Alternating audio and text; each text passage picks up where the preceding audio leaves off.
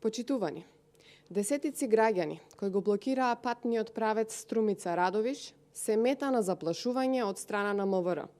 Тие веќе следниот ден по протестот добија прекршочни казни од 50 евра за движење по пат и 35 евра за паркирано возило.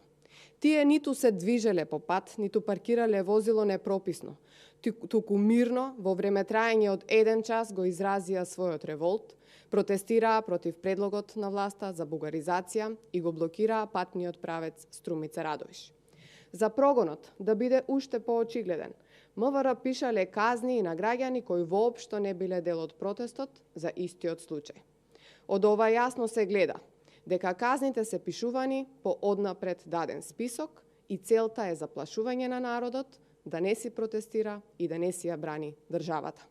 Казните за луѓето кои го блокираа патот Струмица Радовиш се неосновани и против уставното право на протест. Власта точно го знае ова и затоа казните се основаат на прекршокот паркирано возило резервиран за сообраќај на моторни возила или движење по пат резервиран за сообраќај на моторни возила. Луѓето кои го блокирале патниот правец Струмица Радовиш ниту се движеле непрописно, ниту паркирале непрописно. Тие протестирале и го остварувале своето право на протест загарантирано со член 21 од Уставот.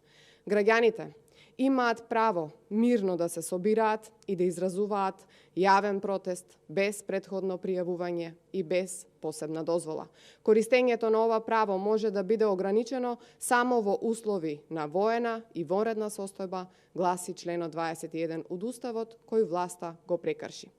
ВМРО ДПМНЕ со своји правни тимови ќе им помогне на сите кои добија прекршочни казни, а ваквиот притисок врз граѓаните кои протестираат ќе остане забележан како притисок и заплашување на власта од политички побуди и за истиот ќе има одговорност. Ниту еден притисок, ниту една казна нема да го сопре народот во неговата искрена намера да се спротистави на оваа ненародна власт. Затоа, протестите продолжуваат. Гласно да кажеме ултиматум, не благодарам и вечер во 19 часот пред владата. Ви благодарам на вниманието.